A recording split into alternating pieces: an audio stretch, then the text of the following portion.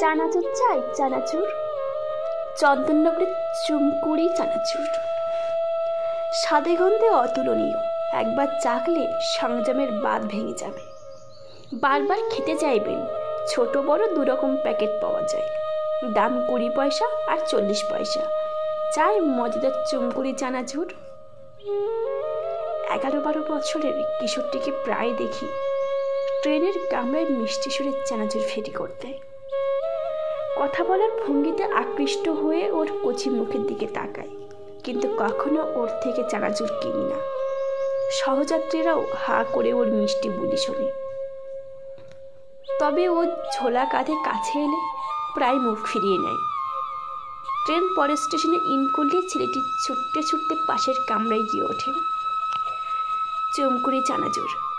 চুমকুড়ি শব্দটির অর্থ হলো সশব্দ চুম্বনের মতো আওয়াজ।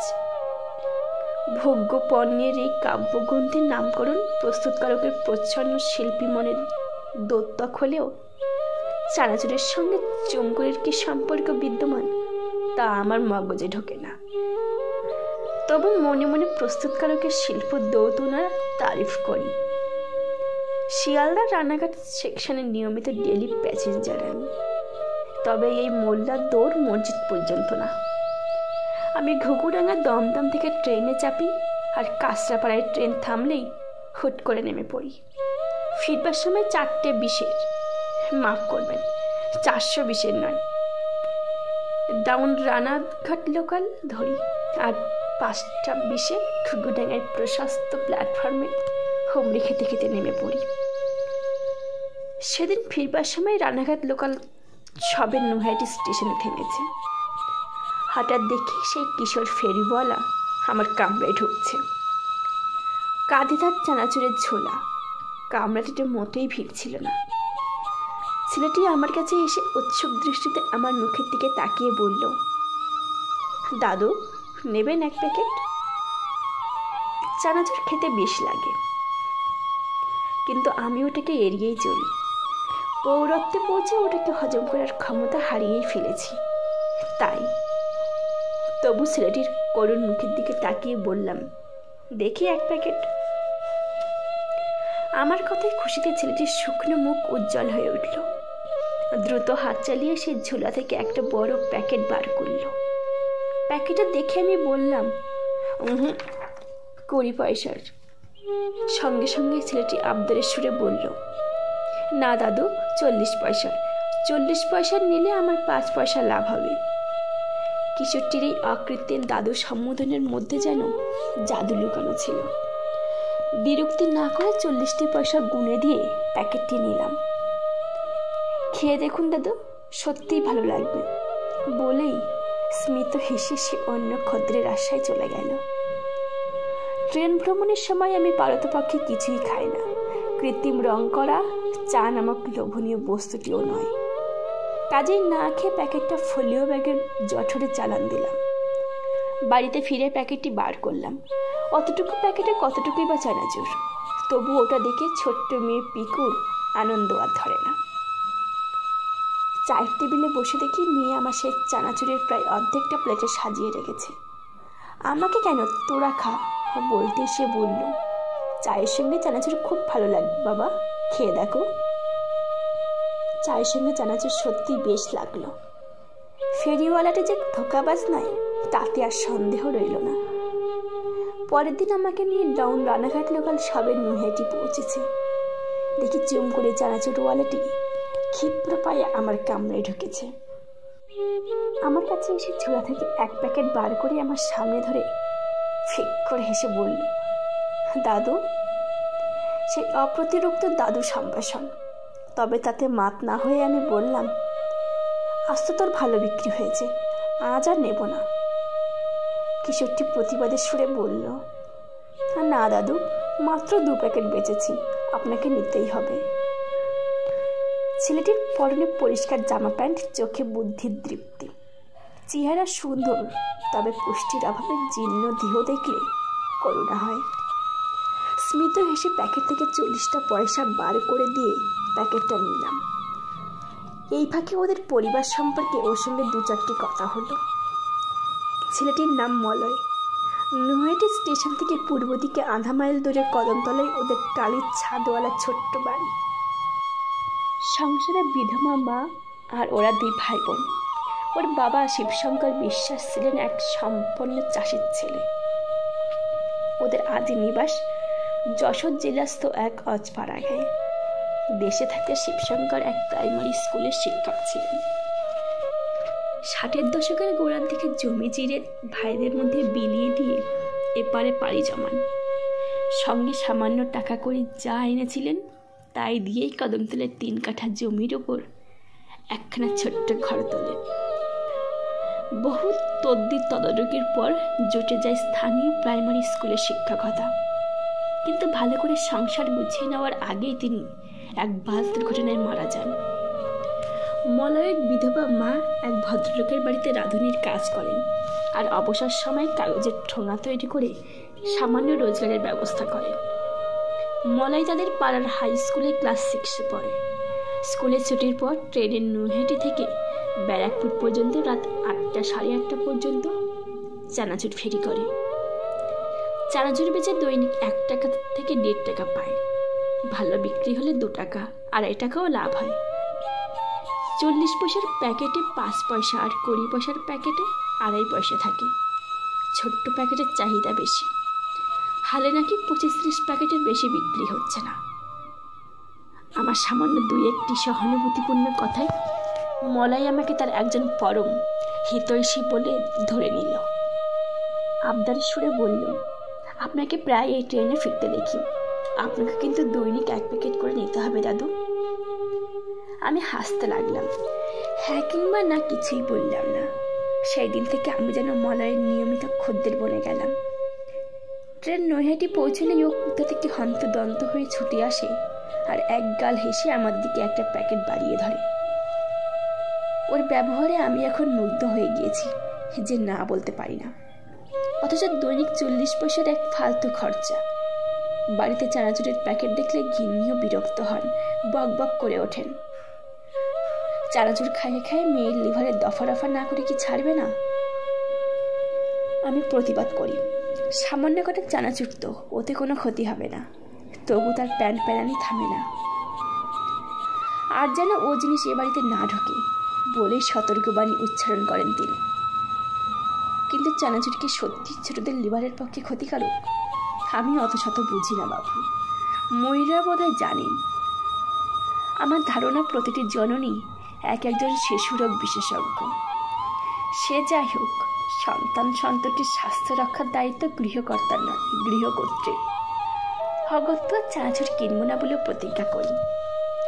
কিন্তু আমার ফিরতি ট্রেন নৈহাটি পৌঁছলেই সব যেন তালগোল পাকিয়ে ফেলি। মলয়ের শুকনো মুখের দাদুর সম্বোধন শুনলেই প্রতিজ্ঞার কথা ভুলেই যায়। মানিব্যাগ খুলে 40টি পয়সা গুনে দিয়ে চানাচুরের প্যাকেটটি নিই। খান না দাদু, ভালো লাগবে বলে মলয় আমার মুখের দিকে তাকিয়ে থাকে। আচ্ছা খাবো খন বলেই ওকে বিদায় দিই। ও চলে গেলে প্যাকেটটা খুলে চিবোতে থাকি। বাড়িতে নিতে পারছি না বলে ট্রেনে বসে নিজেই খায়। তবে ভয় হয় এই বয়সে আবার নিজের লিভারটার 12টা বাজিয়ে না ফেলি। একদিন হঠাৎ অম্বল টম্বল ভাব দেখা দিল, শরীরটা ম্যাজ ম্যাজ করতে লাগলো। এর মধ্যে 2 মাস কেটে গেছে। চুমকুড়ে চানাচুর আমার স্বাস্থ্যের অবনতির কারণ কি না বুঝলাম না। তবে আশঙ্কা হলো ওই মুখরোচক বস্তুটি এ শর্মার স্বাস্থ্যের অনুকূল নয় মোটেই। ঠিক করলে মোটা আর খাবো না, কিনবও না। কিন্তু মলয়কে কি বলে ফিরিয়ে দেব? আমার কাছে চানাচুর বিক্রি করে সেই যে দৈনিক 5টি পয়সা রোজগার করে, সেই 5টি পয়সা ওদের অভাবের সংসারে 5 টাকার সমান। অনেক ভেবে একটা উপায় বার করলাম। পরের দিন সে আমার কাছে এসে দাঁড়াতেই বললাম, তোর চানাচুর আর নেব না রে মলয়, তোকে বরং 10টা পয়সা দিচ্ছি, দৈনিক 10টা পয়সা পাবি তুই। নে, পয়সাটা নিয়ে কেটে পড় বলে পকেট থেকে মানিব্যাগ বার করলাম। আমার কথা শুনে মলয় আমার মুখের দিকে কয়েক মুহূর্ত তাকিয়ে রইল। তারপর চোখ দুটো মোটা করে বলল, দাদু, আপনার কাছে আমি তো সাহায্য চাইছি না, আমার জিনিস আপনার কাছে বিক্রি করে ন্যায্য মূল্য নিচ্ছি। চানাচুর বেচেই আমার লাভ, ভিক্ষা আমি চাইছি না। আপনি কিনতে না চাইলে আর আপনাকে বিরক্ত করব না। এইটুকু ছেলে, অথচ কি শিক্ষাটা না দিয়ে দিল আমাকে। ঢোক গিলে অপ্রস্তুতভাবে বললাম, দাদুর কাছ থেকে পয়সা নেওয়াকে কি ভিক্ষা বলে রে বোকা? মলয় কি যেন ভাবলো, তারপর ভারী গলায় বলল, আমার বাবা স্কুল মাস্টার ছিলেন, বাবা বেঁচে নেই। ভাগ্যদোষে মাকে এখন রাঁধুনিগিরি করতে হচ্ছে, মাকে করতে হচ্ছে হাকারি। মা বলেছেন একদিন ভগবান মুখ তুলে চাইবেন, এখন অভাবী আছে বলে ভিক্ষে করে তোর বাবাকে ছোট করবি না।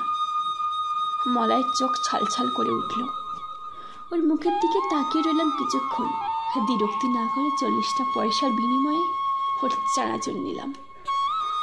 সহযাত্রীরাও মুগ্ধ বিস্ময় ওর কথা যেন গিলছিলেন। তাদের কেউ কেউ ওকে বাহবা দিলেন, অনেকে ওর চানাচুর কিনলেন।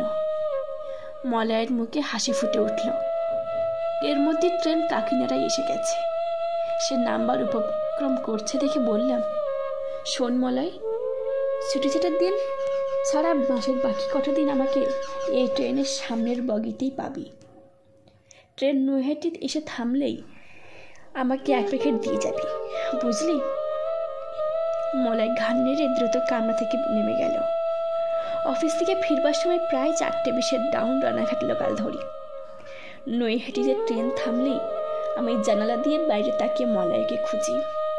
যেখানেই থাকুক, ট্রেন ইন করলে সে সামনের বগির কাছে ছুটে এসে হয় জানলার কাছে দাঁড়ায়, না হয় কামরার মধ্যে ঢোকে। তারপর মিষ্টি এসে চানাচুরের প্যাকেটটা এগিয়ে ধরে পয়সা নেয়। পরে চানাচুর চাই, চানাচুর চন্দননগরের চমকুড়ি চানাচুর, স্বাদে গন্ধে অতুলনীয়। একবার চাকলে সংযমের বাঁধ ভেঙে যাবে, বারবার খেতে চাইবেন। চায়ের মজাদার চমকুড়ি চানাচুর বলেই হাত দিয়ে ঘুরে ঘুরে ফেরি করে। মানুষ অনুকরণের দাস, আমার মতো পৌরের দেখা দেখি, তাই অনেকেই ওর চানাচুর কেনে। ট্রেন সিটি দিলেই আমার দিকে তাকিয়ে একগাল দুষ্টু হেসে মলয় দ্রুত ছুটে গিয়ে পাশের কামরায় ওঠে। মলয়ের মুখে হাসি দেখলে ভারী ভালো লাগে আমার। পয়সাটা যেন অপচয় হচ্ছে তা মনেই হয় না। গিন্নির তিরস্কারের আশঙ্কায় চানাচুরের প্যাকেট আর বাড়িতে নিই না। পেটের অসুখ করবে ভেবে নিজেও খায় না। পথে ভিখিরি বা গরিব ছেলে দেখলে প্যাকেটটা তাকে দিয়ে ভারমুক্ত হয়। জীবনে ধ্যান ধ্যান কমই করেছি। কার্যগতিকে গরিব ছেলেদের 40 পয়সার চানাচুর প্রদান করে এখন দানশীল সেজেছি। সেদিন সময় মতন ডাউন রানাঘাট লোকাল নৈহাটি স্টেশনে ইন করল, কিন্তু চারিদিকে তাকিয়েও মলয়কে কোথাও দেখতে পেলাম না। 2 মিনিট স্টপেজ, সময় উঠতিল। বাঁশি বাজিয়ে যাত্রীদের সতর্ক করে ট্রেন ছাড়ল। ট্রেন চলতে শুরু করলেই দেখা গেল একটি শোরগোলের আওয়াজ। চলন্ত ট্রেনও থেমে গেল। যাত্রীদের হইচয়ে ড্রাইভার ট্রেনটা ব্যাক করিয়ে প্ল্যাটফর্মে দাঁড় করালো। শুনলাম একটা বাচ্চা ফেরিওয়ালা ট্রেনে উঠতে গিয়ে প্ল্যাটফর্ম পড়ে গেছে। শুনেই বুকটা ছ্যাত করে উঠল। দরজায় দাঁড়ানো একজন যাত্রী হঠাৎ বলে উঠল, দেখুন দেখুন কি কাণ্ড! ফেরিওয়ালা ছড়ানো ছিটানো চানাচুরের প্যাকেটগুলো নেবার জন্য মারামারি বেঁধে গেছে। হারামজাদারা কি মানুষ? চানাচুরের কথা শুনে আমি আটকে উঠলাম। তবে কি মলয়? কিন্তু সে তো আজ আসেনি। নিজের মনকে প্রবোধ দিলাম, তবু মনটা দমে গেল। পায়ে পায়ে কামরা থেকে বেরিয়ে এলাম। আহত ফেরিওয়ালাকে ঘিরে তখন ভিড় জমেছে। ভিড় ঠেলে কাছে গিয়ে শিউরে উঠলাম। হতভাগ্য ফেরিওয়ালা আর কেউ নয়, সে আমাদের মলয়। মলয়ের তখন হুঁশ নেই, তার মাথা দিয়ে রক্ত ঝরছে। তখনই হাসপাতালে পাঠানো দরকার। কয়েকজন যুবক ধরাধরি করে তাকে সে ট্রেনেই তুলল। ব্যারাকপুর ট্রেন থামলে যুবকদের 2 জন তাকে রিকশায় করে নিয়ে চলল বিএন বোস হসপিটালে। ট্রেনের কামরায় আমি সারাক্ষণ মলয়ের পাশেই ছিলাম। ব্যারাকপুর স্টেশন থেকে আমিও একটা রিকশা করে ওদের অনুসরণ করলাম। হাসপাতালের কর্মীরা মলয়কে রিকশা থেকে নামিয়ে স্ট্রেচারে করে ইমার্জেন্সি ওয়ার্ডে নিয়ে গেল। সঙ্গে সঙ্গে কর্মব্যরত ডাক্তার তার চিকিৎসায় মন দিলেন। প্রাথমিক চিকিৎসার পর ডাক্তার ওয়ার্ড থেকে বেরিয়ে এলে মলয়ের অবস্থার কথা জিজ্ঞেস করলাম। ডাক্তারবাবু একটু গম্ভীর প্রকৃতি, সামান্য ভেবে বললেন, মনে হচ্ছে আঘাতটা গুরুতর নয়, তবে মাথায় লেগেছে। 24 ঘন্টা না গেলে কিছুই বলা যাচ্ছে না। ডাক্তারবাবুর কথায় কিছুটা আশ্বস্ত হলাম। তখনও মলয়ের জ্ঞান ফেরেনি। আমরা অপেক্ষা করতে থাকলাম। ঘণ্টাখানেক পরে নার্স বেরিয়ে এসে জানালো মলয়ের জ্ঞান ফিরেছে। আমরা তাকে দেখতে চাইলে বলল ওর আপনজন কেউ থাকলে দেখা করতে পারেন। শুনেই যুবক দুজনকে সঙ্গে নিয়ে আমি ভেতরে ঢুকলাম। মলয়ের মাথায় ব্যান্ডেজ বাঁধা, সে বেডের উপর চোখ বুজে শুয়ে আছে। আমাদের পায়ের শব্দে সে চোখ মেলে তাকালো। আমাকে দেখেই তার মুখখানা সজীব হয়ে উঠল। কেমন আছিস মলয়? বলতেই সে ক্ষীণকণ্ঠে বলল, দাদু, বাড়িতে মায়ের অসুখ, বাড়ি থেকে বেরোতে তাই আমার দেরি হয়ে গেছিল। আমি প্ল্যাটফর্মে ঢুকতেই ট্রেন ছেড়ে দিল। আপনার কামরায় উঠবার জন্য তখন দিলাম ছুট। কামরার হ্যান্ডেল ধরতে যাব, হঠাৎ পা পিছলে পড়ে গেলাম। আমার চানাচুরের ঝুলাটা আছে তো দাদু? আজ এক প্যাকেটও বিক্রি হয়নি, বলেই সে হাঁপাতে লাগলো। আমি অভয়বাণীর ছলে বললাম, ভাবিস নে ভাই, তোর মাথায় সামান্য কেটে গেছে, শিগগিরই সেরে যাবে, কালই তোকে ছেড়ে দেবে। তোর চানাচুরের ঝোলা পুলিশের কাছে রেখে দিয়েছি, ফিরে গেলেই পেয়ে যাবি। তুই এখন ঘুমোতে চেষ্টা কর। আমার কথায় মলয়ের পাংশু মুখ হালকা হাসি উঠে দিল। একটা দীর্ঘশ্বাস ছেড়ে সে চোখ বুঝল। আমরা তার বেডের পাশে অপেক্ষা করতে থাকলাম। একটু পরে নার্স এলো।